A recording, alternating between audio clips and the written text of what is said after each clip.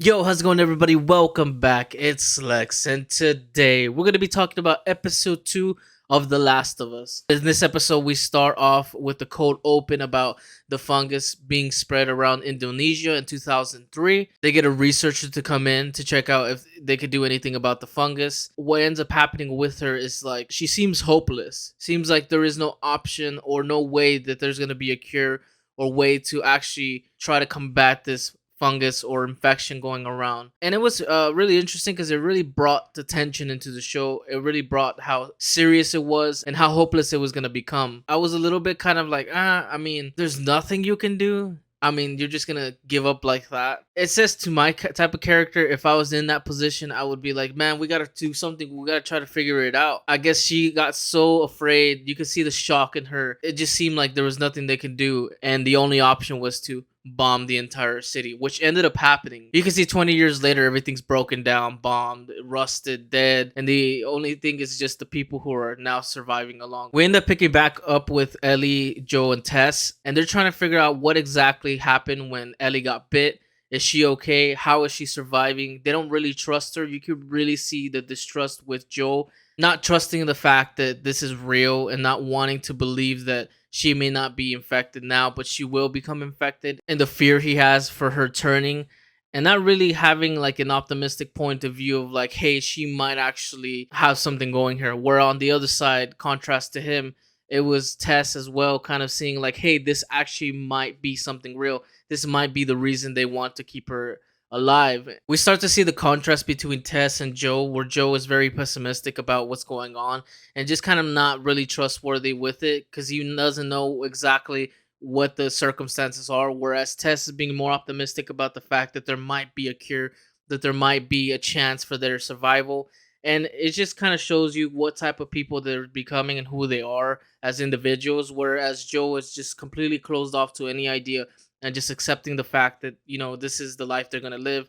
Where Tess is like, you know what, this might be a seed to having a better society, having a better life, and having a way out. I thought that really brought a good dynamic and showed the difference between those two characters, which I really enjoyed. The creators of the show ended up changing how the fungus is spread. It's no longer by spores like in the video game. This time you can be infected with a bite or with one of those things coming out of their mouth, and how the fungus functions in general. They brought in a new thing where now if you affect one area that has a live fungus, a different area can be immediately alarmed. Kind of want to see where this goes because it's really different from the game. This leads me up to the clicker design. The clicker design is really disgusting. It's really grotesque. When I was looking at it, it was horrible, but that's what it should be. It should be something that's disgusting to look at. The fungus like growing itself out of the skin and protruding everything. Like it was just so gross to see, and it was an amazing shot there.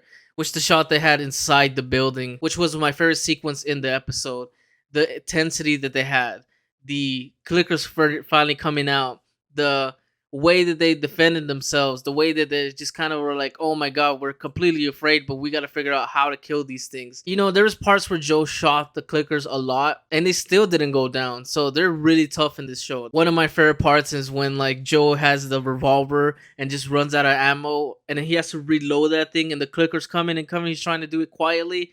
And it's just like, dude, like, no way. Having a revolver under the circumstances is like the worst thing possible. He accidentally dropped his automatic, and it's just like, no way. You got to really think on your feet, and it brought a lot of pressure to the scene, a lot of intensity to the scene, which was really amazing. That's why it was one of my favorite ones. While Tess is also being chased, like you don't know what exactly is going on. Eventually, they get to meet each other. They're able to defeat the clickers, but unfortunately, we see the Ellie is bitten. So this goes back to like, oh, is this actually real? Is Ellie actually immune to this? Later down the episode, they see the bite mark and nothing really manifested itself there. So they're starting to gain more confidence. They're starting to see, is this real? Is this actually happening? Is this little girl immune to this? Throughout the episode, it was kind of proving more of the point that Ellie is important. Ellie needs to be saved, which I thought was really a good direction. Is moving the story pretty forward there. Eventually, they get to the part where they need to drop off Ellie, but nobody's there. Everybody is gone, and there's nowhere to be found. Unfortunately, they see a track of blood, so they end up going into the building, and they see that the soldiers ended up killing themselves, or one of them got infected, and they all just started to kill each other. With the soldiers being dead, and Ellie might be actually immune here,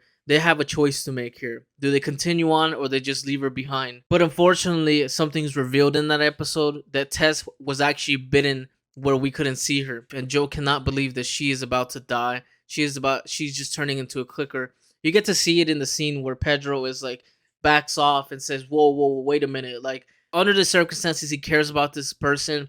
He may even love this person, but he still understands the whole danger of it all. But you can also see he's trying to deal with the fact that he's about to lose yet another person here. That scene was played out super amazing and it was really enjoyable. It really captured the fact that Joe is here to survive no matter the cost of it all. And that's just an important thing about Joe to understand is that his character will survive, he will prevail, but he also has a heart for things, but understands that he has to get rid of that at times. So eventually, one of the clickers wakes up from the ground and Joe ends up killing them. But once again, how we spoke earlier, now there is this alarm system or this thing that they're connected where they can inform the fungus from afar that something might be happening. Horde starts coming towards them immediately. Tess, now being bitten, is now sacrificing herself for the well-being of mankind and saying, you need to get this girl to wherever she needs to get to. Joe being resistant, Joe still not being able to deal with the fact that no, he does not want to do that. He wants to go back. But with Tess being so important to Joe, he just listens to her and just goes without even thinking it. Once again, from like the first episode, a man of action, a man that just does things immediately without fully thinking about it and just does it because of the care of Tess and trusts her word. You can really see the dynamic of that relationship in this episode, which was played out amazingly.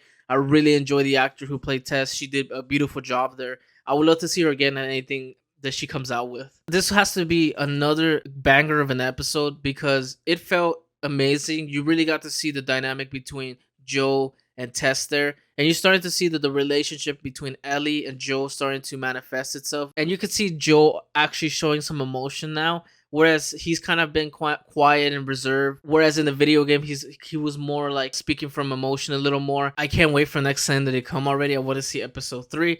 But hopefully you guys also enjoyed the episode. Let me know in the comments down below what were your favorite moments. What did you enjoy? What did you dislike? But with that being said, I hope you guys have a good one. And I'll check you guys on the next one. Peace.